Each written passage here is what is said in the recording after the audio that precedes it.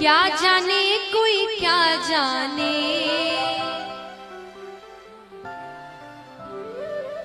क्या जाने कोई क्या जाने, मुझे मिल गया मन का मीत ये दुनिया, मुझे मिल गया मन का। कौन कौन चाहते कि भगवान से उनकी ऐसी लगन लग जाए, ऐसी प्रीत लग जाए? उठाना पूरे पूरे हाथ। ओ मेरी लगी मेरी लगी मेरी लगी श्याम संग प्रीत ये दुनिया क्या जाने, मेरी लगी श्याम संग प्रीत ये दुनिया क्या जाने, क्या जाने कोई क्या जाने, क्या जाने कोई क्या जाने, क्या जाने कोई क्या जाने, क्या जाने कोई क्या जाने, मुझे मिल गया मुझे मिल गया मुझे मिल गया मन का मीत ये दुनिया क्या जाने, मुझे मिल गया मन का मीत ये दुनिया क्या जाने, मेरी लगी श्याम संग प्रीत ये दुनिया क्या जाने।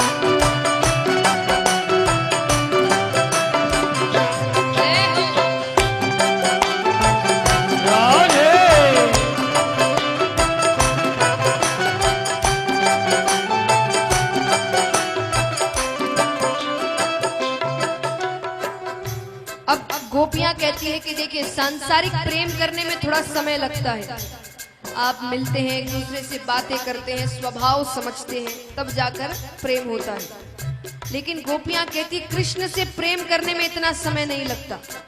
कृष्ण से प्रेम हमें कब हो गया था? छवि लखी में श्याम की जब से, छवि लखी में श्याम की जब से, छवि लखी में श्याम की जब से, छवि लखी में श्याम की जब से, भई बावरी में तो तब से, भाई बावरी में तो तब से, बांधी प्रेम की डोर मोहन से, बांधी प्रेम की डोर मोहन से, नाता तोड़ा मैंने जग से, नाता तोड़ा मैंने जग से, ये कैसी पागल प्रीत ये दुनिया क्या जाने, ये कैसी पागल प्रीत ये दुनिया क्या जाने, मेरी लगी श्याम संग प्रीत ये दुनिया क्या जाने।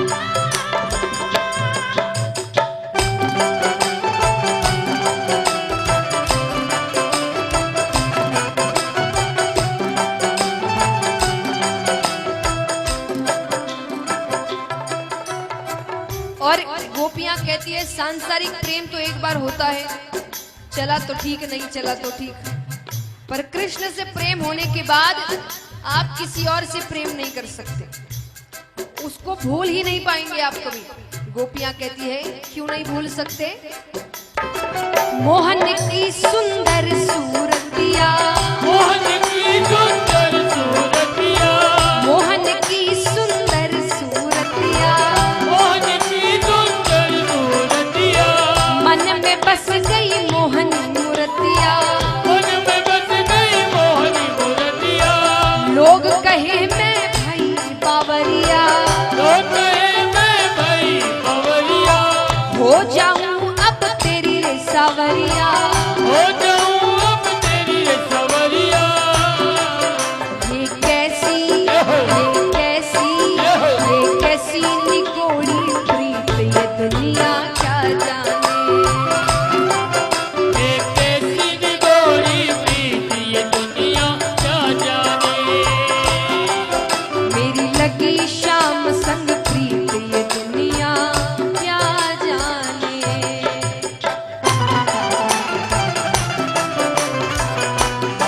राधे।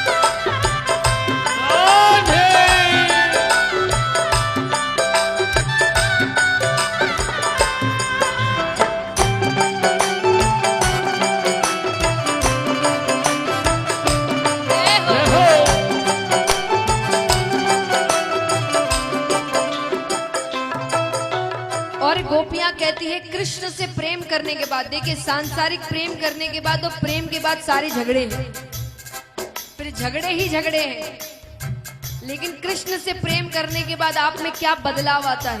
गोपियां कहती है हरदम अब तो रहूं मस्तानी, हरदम अब तो रहूं मस्तानी, हरदम अब तो रहूं मस्तानी, हरदम अब तो रहूं मस्तानी, लोक लाज दीनी बिसरानी, लोक लाज दीनी विसरानी, रूप राशि अंग अंग समानी, रूप राशि अंग अंग समानी, हेरत हेरत रहूं दीवानी, हेरत हेरत रहूं दीवानी, मैं तो गाऊं, मैं तो गाऊं, मैं तो गाऊं खुशी के गीत, ये दुनिया क्या जाने, मैं तो गाऊं खुशी के गीत ये दुनिया क्या जाने,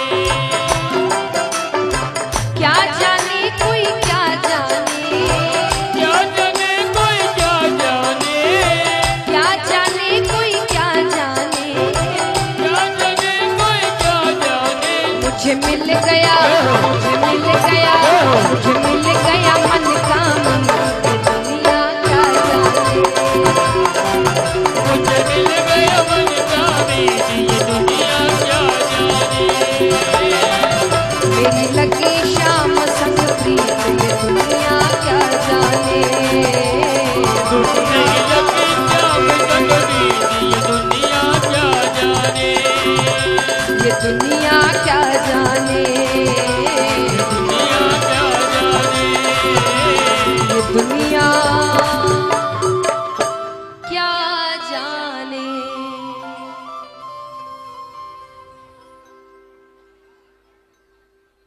तो महाराज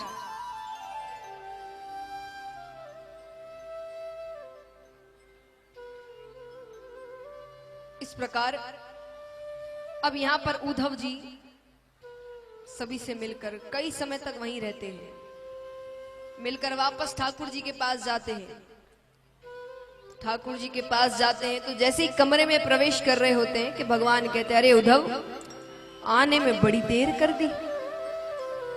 उद्धव जी कहते हैं, दयालु, कृपालु, करुणानिधि, ये सारे मनगढ़ंत नाम हैं आपके, आपने खुद ने रखे हैं। भगवान कहते, तुम्हें वहां भेजना मेरा सफल हुआ, क्योंकि मुझसे इस लहजे में केवल गोपियां बात कर सकती है। इस भाषा में मुझसे केवल गोपियां या ब्रजवासी ही बात कर सकते हैं, और किसी के अंदर इतनी हिम्मत नहीं है। उतना प्रेम जिसके अंदर होगा वही मुझसे ऐसे बात कर सकता है। उद्धव जी कहते, आप यहाँ क्या कर रहे हैं? कितने प्रेमी है वहां पर आपके। भगवान कहते, मैं वहां नहीं जा सकता। अरे कंस के ससुर जरासंध बार बार आक्रमण करते हैं। अब मथुरा में तो सैनिक है, हथियार है, इतना बड़ा महल है, तो वो हार कर वापस चला जाता है। लेकिन वृंदावन में तो कुछ भी नहीं है। एक बार आक्रमण होगा और पूरी ब्रजभूमि खत्म हो जाएगी। तो बोले कभी कभी मिलने चले जाया करिए। बोले वो भी नहीं कर सकता। जरासंध को भनक भी लग गई कि मेरी प्रीति है वृंदावन में, तो मुझे मानसिक पीड़ा पहुंचाने के लिए वो वहां तकलीफ देगा सबको। तो बोले तो उनको यहां ले आइए, यहां तो सब कुछ है। भगवान कहते हैं, वहां मैं एक ग्वाला था। क्या था? एक ऐसा ग्वाला जो गैया चराता है, ग्वालों की जूठन खाता है। यशोदा मैया मुझे रस्सी से बांध दिया करती थी। यहाँ देवकी माता को जब पैरों का स्पर्श करता हूं ना, वो सोचती आशीर्वाद दूं कि नहीं दूं, क्योंकि उनको पता है कि ये भगवान है। तो बोले उनको यहां लेकर आ गया ना, तो उनको मन में ऐसा लगेगा कि कन्हैया कैसा था, कैसा हो गया है, यहां पर लोगों को मार रहा है, राजनीति कर रहा है। भगवान कहते, पर चिंता मत करो, उन सब का ध्यान रखता हूं मैं। वो जब रास्ते में मूर्छा को प्राप्त होते हैं ना, मैं उनको घर वापस सही सलामत छोड़कर आता। अब यहां समय बीतता है। जरासंध बहुत परेशान करने लगे, बार बार आक्रमण करते। तब भगवान ने द्वारका नगरी बनाई पानी के बीच में, वो आक्रमण ना कर सके। अब यहां पर विदर्भ देश में चलते हैं, जहां राजा भीष्मक हैं। उनके बड़े पुत्र का नाम था रुक्मी और पुत्री का नाम था रुक्मणी। रुक्मणी जी ने जब से प्रेम तत्व को समझा, उन्होंने श्री कृष्ण को पति के रूप में माना था। अब यहां पर पिता को जाकर बताती है कि मुझे कृष्ण से शादी करनी है। पिता भी मान जाते हैं, पर भाई ने कहा नहीं, मेरी एक ही बहन है और उसका विवाह मैं अपने मन से कराऊंगा, जैसे विवाह उसको करना है। उसने कहा विवाह तो मेरे ही मन से होगा, मेरा मित्र है शिशुपाल, उसी से विवाह होगा। बच्चे बड़े हो जाए, माता पिता की ज्यादा चलती नहीं है। तो रुक्मणी जी के घर पे एक ब्राह्मण आया करते थे। रुक्मणी जी ने उनके हाथों एक पत्र भिजवाया श्री कृष्ण को कि मुझे आपसे विवाह करना है। मैंने जब से प्रेम तत्वों को समझा है, आपको ही पति माना है। अब या तो आप मुझसे विवाह करिए, वरना किसी और से तो मैं विवाह नहीं करूंगी। और ज्यादा जबरदस्ती करी तो इस प्राण को त्यागने के अलावा मेरे पास और कोई रास्ता नहीं है। अब इस पत्र से यहां बैठे कोई भी युवा ज्यादा आइडिया ना लगाए, सभी से निवेदन है। कारण, पहला कारण तो जैसा मैंने शुरुआत में कहा था, भगवान की बराबरी नहीं करनी है। और दूसरा कारण देखिए, ये कोई साधारण पत्र नहीं था, ये एक पत्नी का अपने पति को दी हुई धमकी थी। अब आप सोचेंगे पति पत्नी कैसे, इनकी तो शादी नहीं हुई। ठाकुर जी किसका रूप है? विष्णु भगवान। रुक्मणी जी किसका रूप है? वो पहले से पति पत्नी है। तो धमकी इसीलिए थी क्योंकि देखिए, श्री राम ने भी, सीता माता किसका रूप है? लक्ष्मी जी। उन्होंने हर जन्म में, हर अवतार में अपनी पत्नी से शादी करी है।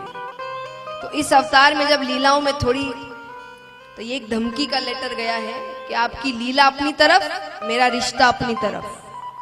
रिश्तों के साथ कोई खेल नहीं, तो कुछ भी कोई भी लीला करते रहो, शादी तो इसीलिए ये पत्र गया था। तो इसीलिए आप ये ना सोचे कि भाई उन्होंने करी हम भी करेंगे, तो वो पहले से पति पत्नी है, उनको ये लीला करके वापस अपने घर जाना है, तो दोनों पहले से ही पति पत्नी है। तो इसलिए रुक्मणी जी पत्र भिजवाती है। देखिए भगवान कितनी सीख लेते हैं अपनी लीलाओं में।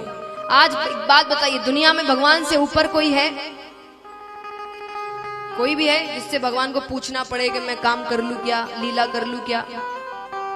फिर भी भगवान ने जब लीलाएं करी है तो हमको जताया है कि बड़ों की आज्ञा कितनी जरूरी होती है। जब पत्र आया तो भगवान किससे पूछ सकते हैं? भगवान खुद के मन के मालिक है, पर भगवान ने बलदाऊ भैया से पूछा, क्योंकि उस वक्त उनके पास वही एक बड़े थे। भगवान पूछते, भैया क्या करना चाहिए? बलराम जी कहते, कर लो शादी, उम्र हो गई है, अभी तो पत्र आ रहे हैं, फिर ये भी बंद हो जाएंगे। तब भगवान ने स्वीकृति पत्र भेजा कि आप जब गौरा मैया के पूजन के लिए आएंगी मंदिर, मैं आपको वहां से लेकर चला जाऊंगा। आइए दर्शन करते हैं।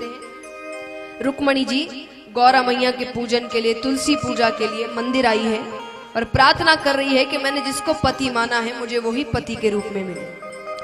जय श्री कृष्णा। कुछ ही समय पश्चात भगवान श्री कृष्ण और माता रुक्मणी का विवाह होगा।